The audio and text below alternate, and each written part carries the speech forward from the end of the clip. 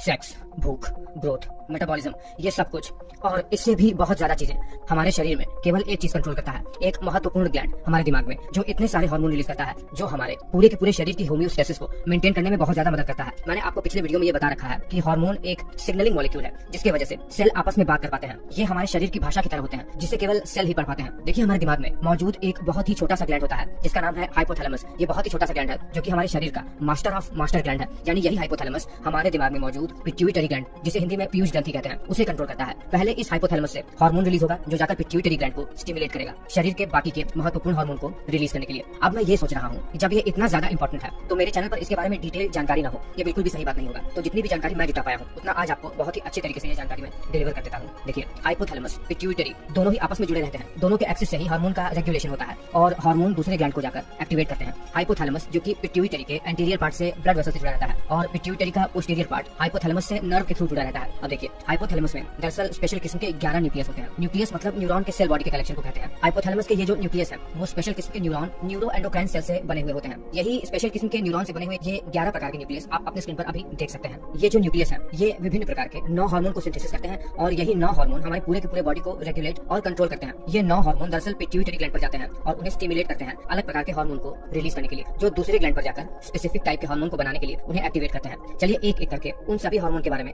जान लेते हैं और वो कैसे सिंथेसिस होते हैं इसके बारे में भी जान लेते हैं। जो सबसे पहला और इंपॉर्टेंट हार्मोन हाइपोथैलेमस सीक्रेट करता है उसका नाम है थायरोट्रोपिन रिलीजिंग हार्मोन। बहुत ही ज्यादा इंपॉर्टेंट हार्मोन है ये, जो पिट्यूटरी ग्लैंड के एंटीरियर पार्ट को स्टिमुलेट करता है थायराइड स्टिमुलेटिंग हार्मोन रिलीज करने के लिए, और बाद में यही थायराइड स्टिमुलेटिंग हार्मोन जाकर थायराइड को स्टिमुलेट करता है थायराइड के T3 और T4 हार्मोन को रिलीज करने के लिए। अब देखिए, ये थायरोट्रोपिन रिलीजिंग हार्मोन एक पेप्टाइड हार्मोन है। पेप्टाइड यानी अमीनो एसिड के लॉन्ग चेन से बने हुए मॉलिक्यूल। जो भी हम भोजन खाएंगे प्रोटीन युक्त, पचने के बाद जब वो अमीनो एसिड में टूट जाएगा तो पचने के बाद यही अमीनो एसिड हमारे हाइपोथैलेमस के इस पैरावेंट्रिकुलर न्यूक्लियस पर जाएगा जहां पर पर्वो सेलुलरी न्यूरो सिक्रेटरी सेल्स इन अमीनो एसिड से थायरोट्रोपिन रिलीजिंग हार्मोन को सिंथेसाइज करेंगे और यहीं पर ये हार्मोन बन जाएगा। दूसरे प्रकार का जो स्पेशल हार्मोन है जो हाइपोथैलेमस निर्मित करता है उसका नाम है कॉर्टिकोट्रोपिन रिलीजिंग हार्मोन। ये भी एक प्रकार का पेप्टाइड हार्मोन है जो कि हमारे शरीर में मौजूद अमीनो एसिड जो कि प्रोटीन के सरल स्वरूप होते हैं उनसे मिलकर बने हुए होते हैं। हमारे हाइपोथैलेमस के पैरावेंट्रिकुलर न्यूक्लियस में अमीनो एसिड से ही इसका सिंथेसिस होता है और सिंथेसिस होने के बाद ये सीधे ब्लड में जाकर रिलीज होते हैं जहां पर एंटीरियर पिट्यूटरी ग्लैंड को ये स्टिमुलेट करते हैं एड्रेनोकॉर्टिकोट्रोपिक हार्मोन रिलीज करने के लिए, जो एड्रीनल ग्लैंड पर जाकर उन्हें स्टिमुलेट करेगा कॉर्टिसोल और बाकी के हार्मोन को रिलीज करने के लिए। तीसरा जो सबसे ज्यादा इंपॉर्टेंट हार्मोन रिलीज करता है हाइपोथैलेमस वो होता है डोपामाइन, जो हमें प्लेजर की फीलिंग को महसूस करवाता है। साथ ही साथ ये प्रोलैक्टिन हार्मोन के रिलीज को इनहिबिट भी करता है, यानी उन्हें ब्लड में रिलीज होने से रोकता है।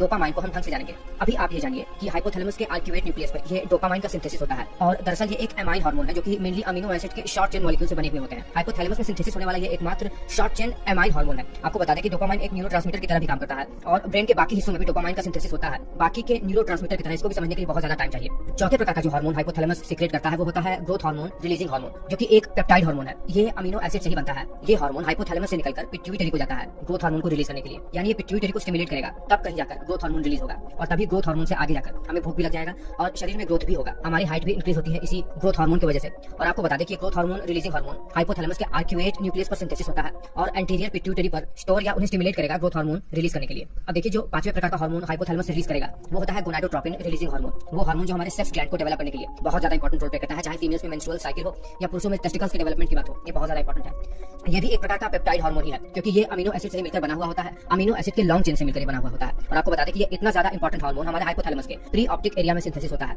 देखिए क्या होगा, जब ये पिट्यूटरी के एंटीरियर पार्ट को स्टिमुलेट करेगा तो पिट्यूटरी फॉलिकल स्टिमुलेटिंग हार्मोन को रिलीज करेगा जो कि पीरियड्स में बहुत ज्यादा इंपॉर्टेंट रोल प्ले करता है, और ल्यूटिनाइजिंग हार्मोन को ये पिट्यूटरी ही रिलीज करेगा इस गोनाडोट्रोपिन रिलीजिंग हार्मोन के स्टिमुलेशन से, जो कि फॉलिकल्स को ग्रो करने में बहुत ही ज्यादा इंपॉर्टेंट रोल प्ले करता है। अब देखिए, जो छठा हार्मोन रिलीज करेगा हमारा हाइपोथैलेमस वो है सोमैटोस्टैटिन। सोमैटोस्टैटिन दरअसल एक इनहिबिटिंग हार्मोन है जो कि थायराइड में जाकर थायराइड स्टिमुलेटिंग हार्मोन को इनहिबिट करेगा ताकि थायराइड हार्मोन ज्यादा न बने, और ग्रोथ हार्मोन को भी इनहिबिट करने का काम ये हार्मोन करेगा।